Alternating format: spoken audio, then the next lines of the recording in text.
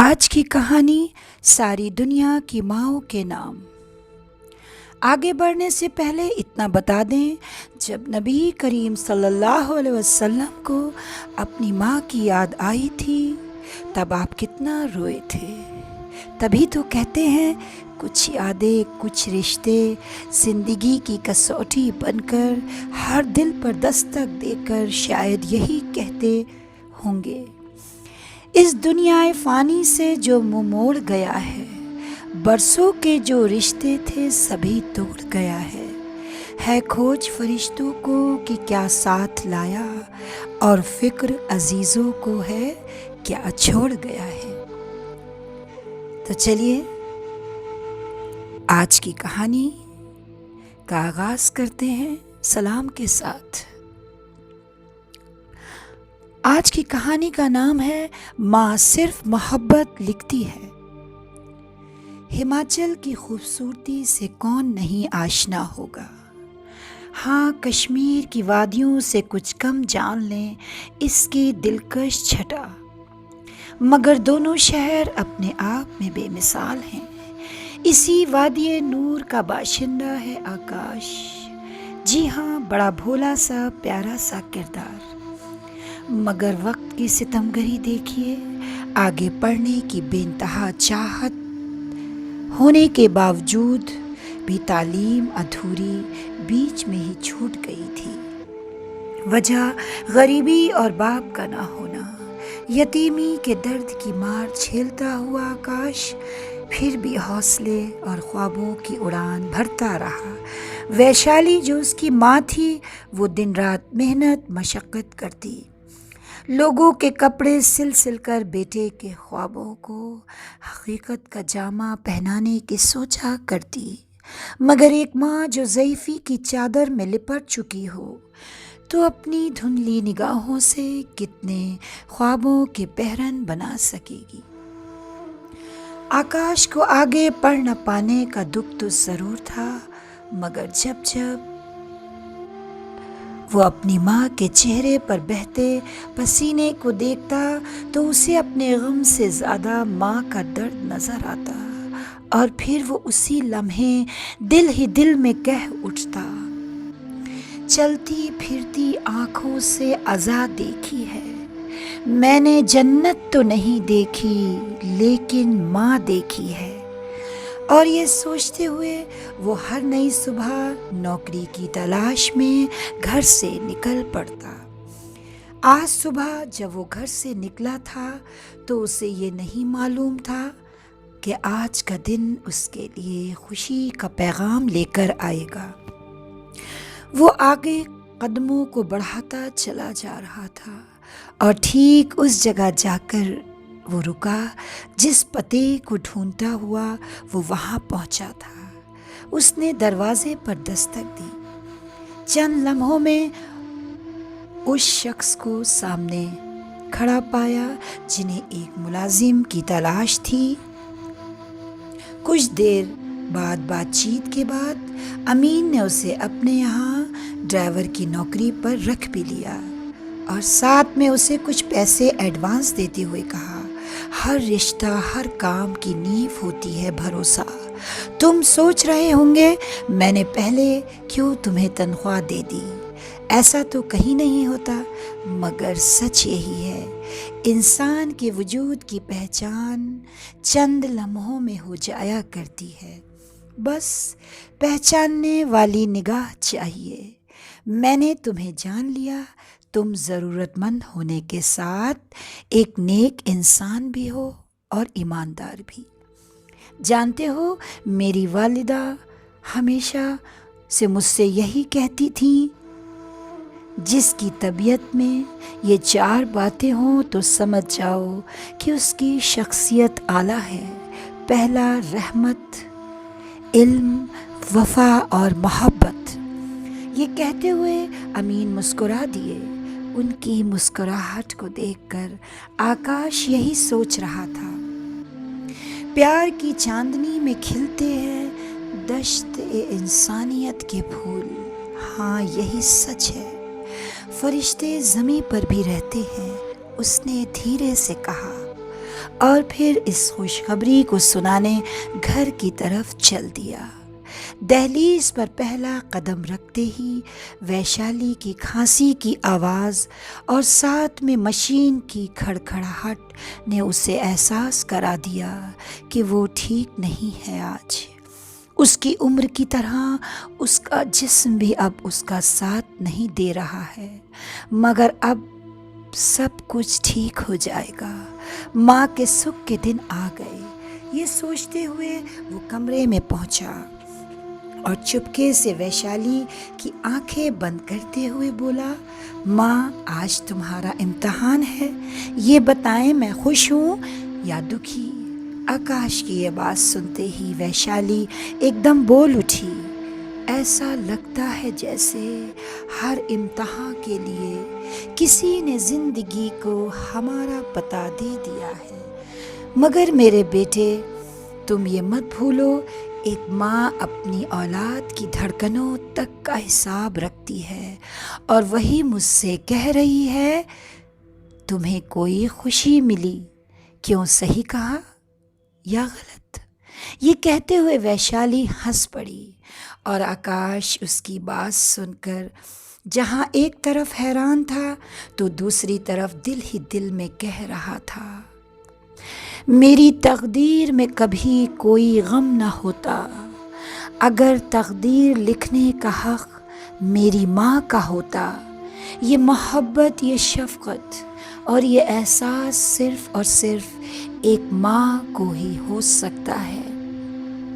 اس کی بے غرض محبت بے لوث ہوا کرتی ہے، کیونکہ ماں وہ تختی ہے جس میں اولاد کچھ بھی لکھ سکتی ہے، مگر ماں صرف محبت لکھتی ہے۔ تبھی اس کی سوچ کا دائرہ ٹوٹا ویشالی کی آواز سے، ارے کہاں کھو گئے؟ بتاؤ میں جیتی کہ ہاری؟ او ماں تم جیت گئیں۔ یہ کہتے ہوئے اس نے ویشالی کو اپنی نوکری لگنے کی خبر سنائی تو وہ بہت خوش ہوئی، یہ سوچ کر کہ اس کا بیٹا اب یقیناً اپنے ادھورے خوابوں کو پورا کر سکے گا۔ اگلی صبح آکاش کے لیے ایک نئی امنگ لے کر آئی تھی۔ وہ جھٹ پٹ تیار ہو کر امین کے گھر پہنچ چکا تھا، اور اس طرح وقت گزرنے لگا۔ ادھر امین خوش تھے آکاش کا کام دیکھ کر، وہ وقت کا پابند جو ٹھہرا۔ ادھر ویشالی کو بھی سکون تھا، اس کا بیٹا اب خوش ہے۔ مگر وقت کی ستمگری دیکھیے، کہتے ہیں نا وقت تو ایک پرندہ ہوتا ہے جو کبھی ایک جگہ نہیں ٹھہرتا۔ آج آکاش نے اپنی کمائی سے اس کے لیے ایک ساڑی خریدی جو اسے پہننی ہی نصیب نہ ہوئی۔ کیونکہ ایک شام ویشالی نے اچانک دنیا کو الوداع کہہ دیا تھا۔ اس کا لایا تحفہ ویسا ہی رکھا رہ گیا، اور وہ سونی نگاہوں سے ماں کے خالی پلنگ کو دیکھ کر رو پڑا۔ آج وہ اتنا رویا کہ اس کمرے میں بکھری تنہائی ایک پل کے لیے یہ کہہ اٹھی، یہ ممکن تو نہیں ہے تیرا اپنی ماں کو بھلانا، مگر جینے کے لیے یادوں کو چھپانا پڑتا ہے۔ آنسوؤں کا سیلاب کچھ تھما تو اس نے اپنی ماں کی تصویر کو البم سے نکالا اور ایک بار پھر اسے پکارا، اور نم آنکھوں کو پوچھتے ہوئے بولا، میں جگنو تھا، میں تتلی تھا، میں رنگ برنگا پنچھی تھا، کچھ ماہ و سال کی جنت میں ماں ہم دونوں بھی ساجھی تھے۔ میں چھوٹا سا جب بچہ تھا، تیری انگلی تھام کے چلتا تھا، تو دور نظر سے ہوتی تھی، میں آنسو آنسو روتا تھا، ایک خوابوں کا روشن بستہ تو روز مجھے پہناتی تھی، جب ڈرتا تھا میں راتوں کو تو اپنے ساتھ سلاتی تھی۔ ماں تو نے کتنے برسوں تک इस फूल को सींचा हाथों से, जिंदगी के गहरे भेदों को मैं समझा तेरी बातों से। मैं तेरे हाथ के तकिए पर अब भी रातों को सोता हूँ। माँ, मैं छोटा सा एक बच्चा तेरी याद में अब भी रोता हूँ।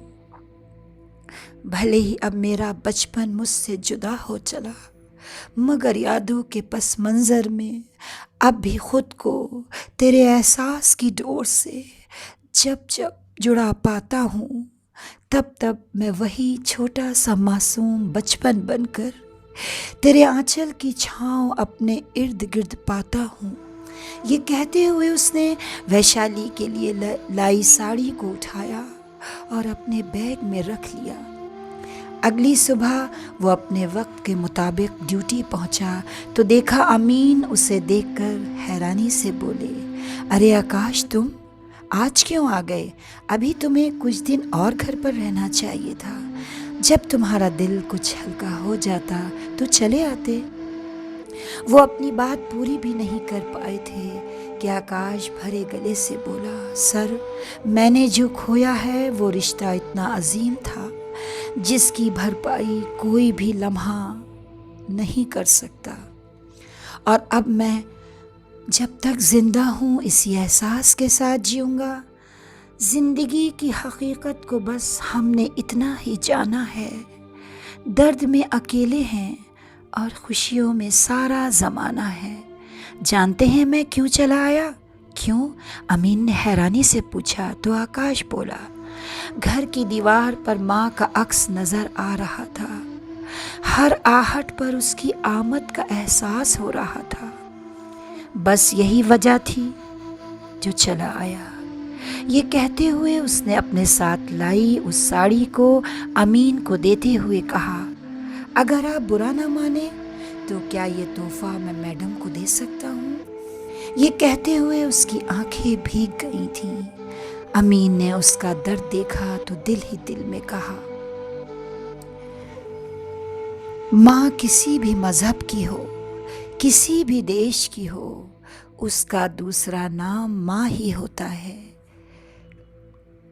जो कभी नहीं बदलता।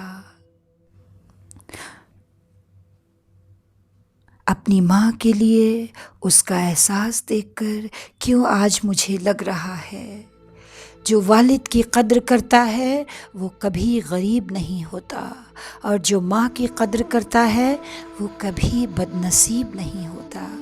ये सोचते हुए उन्होंने आगे बढ़कर आकाश के हाथ से वो तोहफा लिया और कहा, हाँ हाँ क्यों नहीं, तोहफे का मोल नहीं देखा जाता, बस तोहफा तो तोहफा होता है, चाहे वो मिट्टी ही क्यों ना हो। और फिर इस तरह आकाश उस दिन थके कदमों से घर लौट आया।